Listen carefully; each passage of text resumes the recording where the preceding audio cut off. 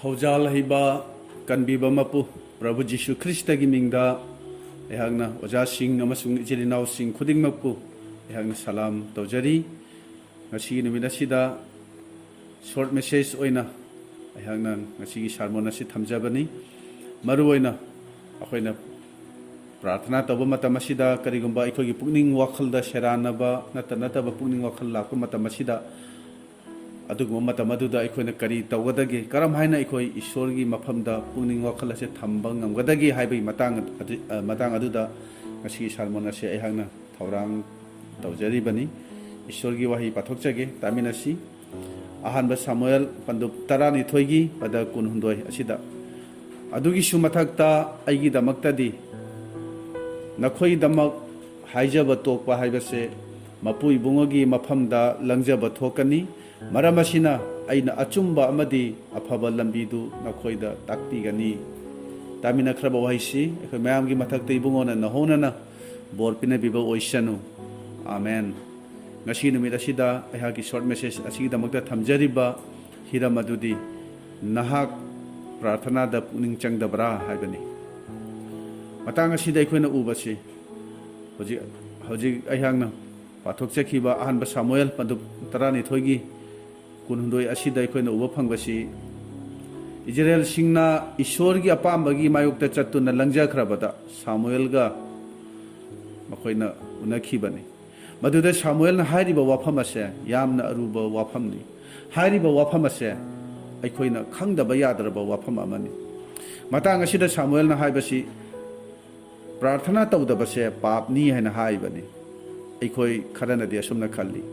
asumna haiba yawi ai sonbagi maramna prarthana tawba ngamde prarthana tawge haina khallagasu thabak kanmanbana ngamde haina haibasu yawnari adubu prarthana tawdabase papni haibase aina di ngasi numit asida haijaningbani prarthana se ishorgi yathangni jisuna haibase nakhoina haijabada haina haibani karigumba nakhoina haijabada haina haiba natte nakhoina haijabada nakhoina haijaba matamda haina haibasidi aikhoina tawdaba yadraba amagumna mangna aikhoida takpibani adubu karigumba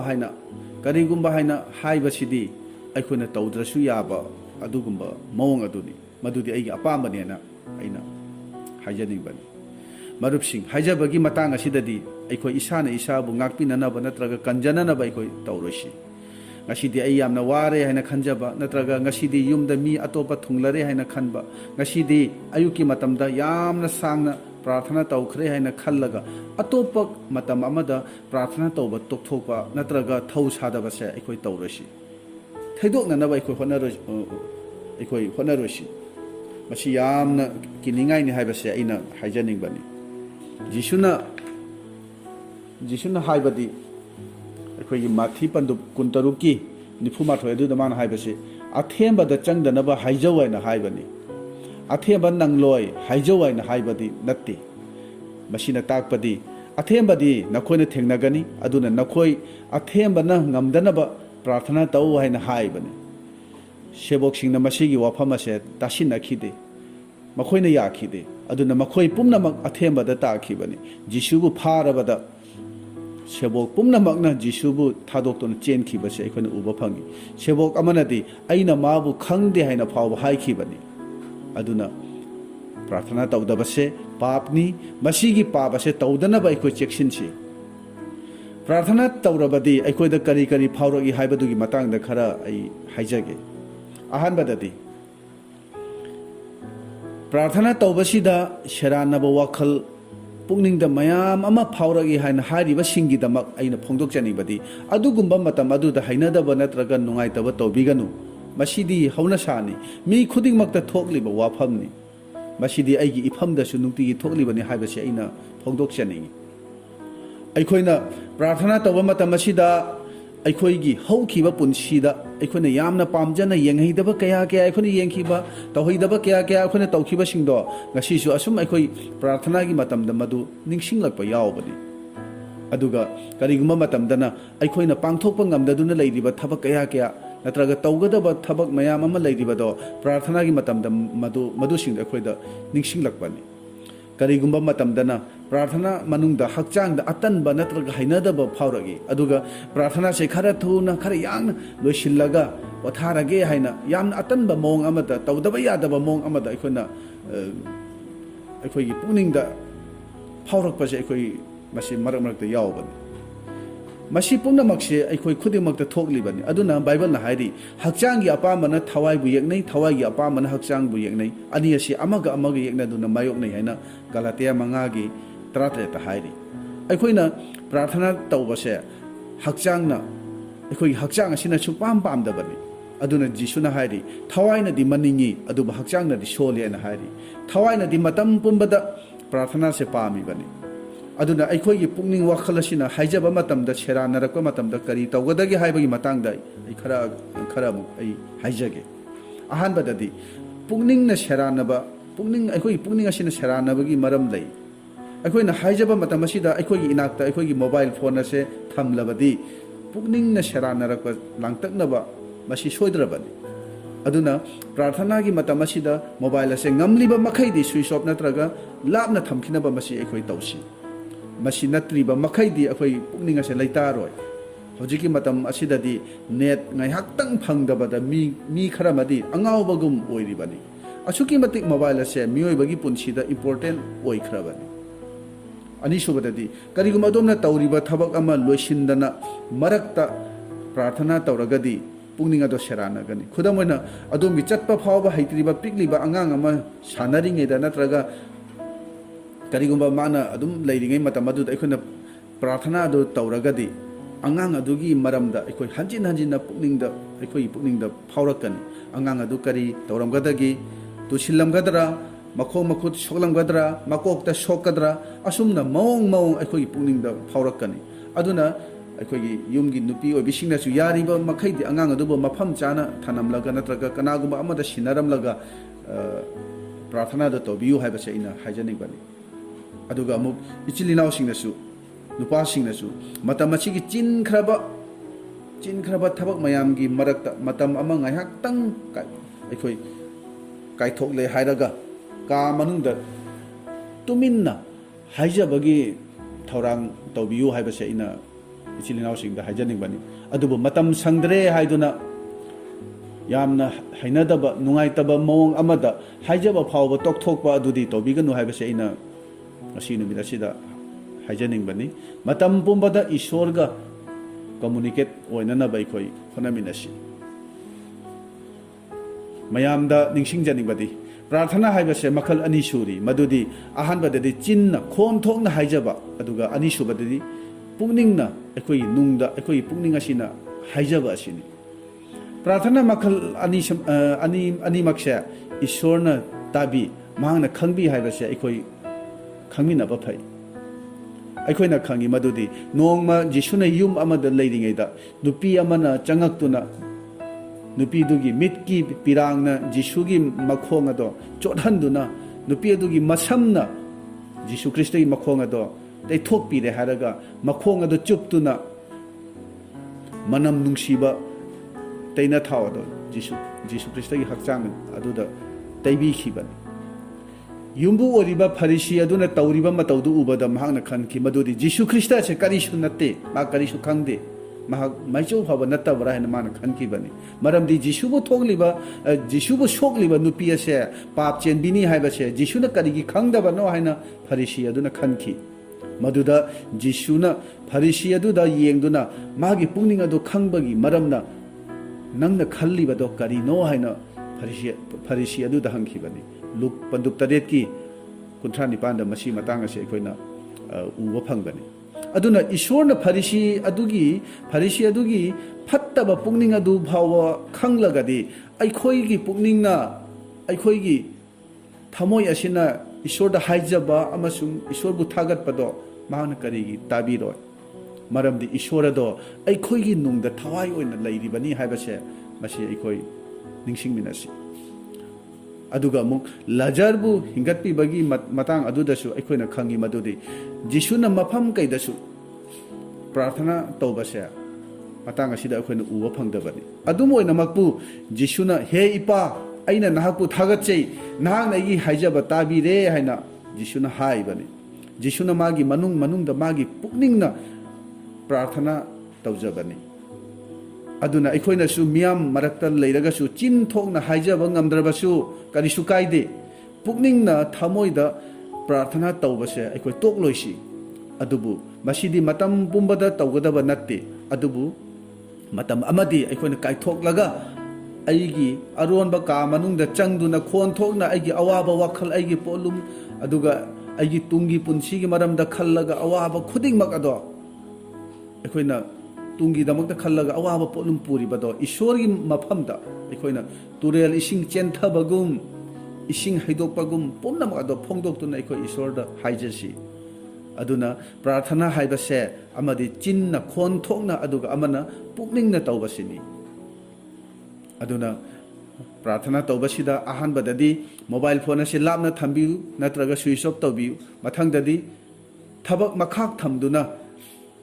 prarthana tawbiganu thabak tu loisilaga tawbiu aikoina khangminaba yabadi aikoina khuru khudak punduna haijabadu khakte ishorna pamba natte ishorna pamba sidi aikoina mahak khaktabu yengjaba mahak khaktabu khanjaba sini maduga loina aikoina maunda haijabase mahakna pambani maunda aikoina prarthana su tawba aduga taibang panbagi nata ba pukning wakhal mayam asu khallaga maunda haijabase madu mahakna pamde aikoigi pukning ase yum amagi thong amagumbani masi hek hangdokpada mahangna aikoigi nungda ishorgi oiba matik mangal ishorgi oiba matik magun kaya do aikoigi nungda mangna pibiribani mangna hapiribani aduna prarthana gi matamda pukning sheranarabadi aikoi kari tawba tai haibasi matangda kharaga amuk ai mayamgi mafamda haijage aikoi pukningbu phajinduna aikoi amuk hanna aikoi haijaba tai hanna amuk aikoi pukning asida sheranarabadi pukningbu amuk hanna phajinduna aikoi amuk hanna aikoi haijaba tai Jisu Krista da aikoi gi focus ado thamduna mahangna aigi damak karamna awaba ikaiba khangkhiba karamna sibikhiba madu aikoi ningsingminasi asumna hanna asum tawbasida masi sengdaba thawai singa aikoi gi pukninga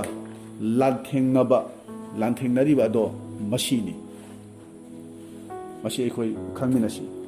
efisa pandu taruki pada taradagina kun phawbasida ishorgi lan fijet ki matang de khon uba phangi masida sengdaba thawaiga aikhoiga lanthengnabagi matang aduda masida aikhoin uba phangbani masi aikoi khuding makna thengnagadaba lanpham aduni aduna shaitan aikhoigi prarthana gi punsibu karigi manghannanaba honnariba no aina haragadi prarthana gi pangalase aikhoidagi di shaitan hena khangi haibase aina haijaningi mahangna khangi madudi aikhoina prarthana tawrabadi ishorna pangbiba ama tharaktuna mateng pangbigani masi shaitana sengna khangbani ariba walep dabasida aikhoina mafam kya da uba phangi madudi yeknaba singna Israel singbu manghanana ba lakpasida makhoina mi singbu happa khak natana ningna sangbusu yeknaba sing aduna thugaiduna manghan takhan khibani masi aikhoina maicho ejara amasung Nehemiah gi larikta aikhoina mayek sengna uba phangi yeknaba sing aduna ningna sangbusu karigi thugari bano karigi manghan takli bano hana hairagadi shaitan na yeknaba sing aduda ningna sangbusu thugainana ba inchin bani maramdi ningna sanga ishorga achouba warepnaba ama lairi madudi ishorgi macha sing asina ningna sangda changduna ishorda prarthana tawjarabadi ishorna soidana mateng pangbigani haibase shaitana sengna khangbani ningthau Solomon nasu kanagumba mi amana ningna sang asidagi makut tingthoktuna haijaba matamda ibungo nahakna tabiu haiduna ishorda haijabani ahanba ningthoro nipangi kundhani panda aduna ichilinau sing aikhoigi prarthana gi punsi se shaitan na manghananaba yamna kanna mawongi lalong sijinaduna thugainana hotnabani haibase aikoi ningsingminasi aikhoigi pukning sheranarabasu hanjinna haijaba leptaba maramna nongmadi nang aigi punsida adugumba sheranaba pukning wakhal mayamado karisu natabagumna khalakani aikoi aduki matik mapung phaba ama oigani madudi haijabada tattaba punchi ama aikhoi oiba ngamdoribani pukning sharanabagi maramna aikhoina prarthana tauba tokthoklabadi nang aigi phibamado henna phattaba oiba yabani aikhoina ningsingba yabadi aikhoigi hakchang asida adamgi lamchat ado yauribani aikhoigi hakchang kayat ase icham chamba kayat sing natte masida ipai pu singdagi thangtharakpa aremba mipal pap ki I ado yauribani aikhoina prarthana taubasida aikhoida kari oiragi haina hairagadi hakchangda leiriba phatraba hainabi mayam amotpa apamba kaya matamda hakchangda pharokliba athemba mayam ase control tawbada kaya da awaba oiba no haibase aikoina khangibani khudamoina sel thum painingba sel yamna pamba murum sonba lanaba wakhal nattaba miyeng asi mayam se matamda pukningda kanna pharoklibani asigumba matam asida aikoina tawgadaba si karino aikoina khangi madudi nongma mausina luchingduna Israel singa Amalek singal lanthengnabada Ishorna takpi mamatungina mausina aron amadi hur makhoi anibu puduna chingdonda kakhatlami maduda mausina makhut thangatpada Israel singna takshillame aduga mausina amuk magi makhut adu thadaba matamdana Amalek singna takshillambani khongsanba pandu 13 ki 18 sida Matamaduda aron amasung hurna mausigi makut anido paiduna thangatpi baduda Israel singna lanpamado mai pakhibani hojigi matamasida di miyoi kayamadi thajaba amana thajaba amagi damak prarthana tofam thokte haina haiba yauri isagi damakta prarthana tawjagadabani haina hairi Masidi aranba sandokpani haibase ina haijaning maramdi Paul masamaknasu aikhoigi damak prarthana tawbiyu haina haibani Ishorna angakpa mawongda sijinariba mini mahagadu Ishornasu jobki marup singaduda haikhibani jobna nakhoigi damak haijabidrabadi nakhoibo ina kokpiroi haina Ishorna haibani ꯑꯩꯈꯣꯏꯅ ꯅꯤꯡꯁꯤꯡꯃꯤꯟꯅꯕ ꯌꯥꯕꯗꯤ ꯅꯪ ꯑꯩꯅ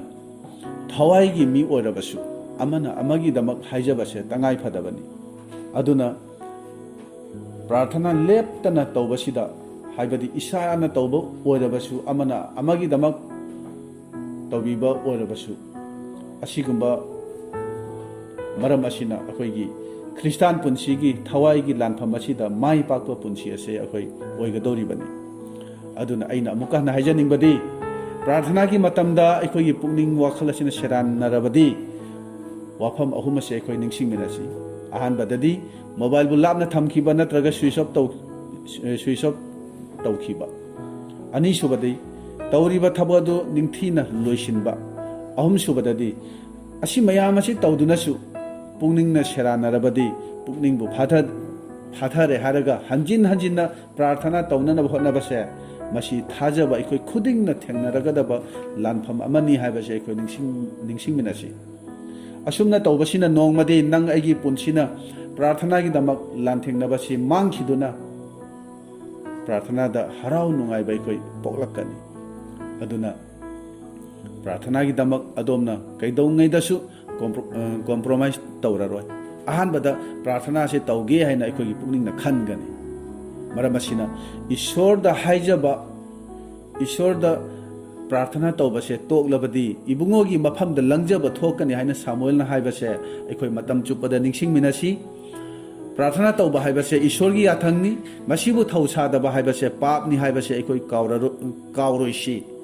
aduna aikoina matam pumbada prarthana da leirabadi aikoigi punsi marelda achauba ahongba ma lakani haibase aikoi ningsingminasi Ishorgi yathang oriba prarthana se tokthokuna pap ki punsi da tadana ba aikoi cheksinsi tamina kraba wahi se aikoi mayamgi mathakta Ishorna thobjanbiba orasanu amen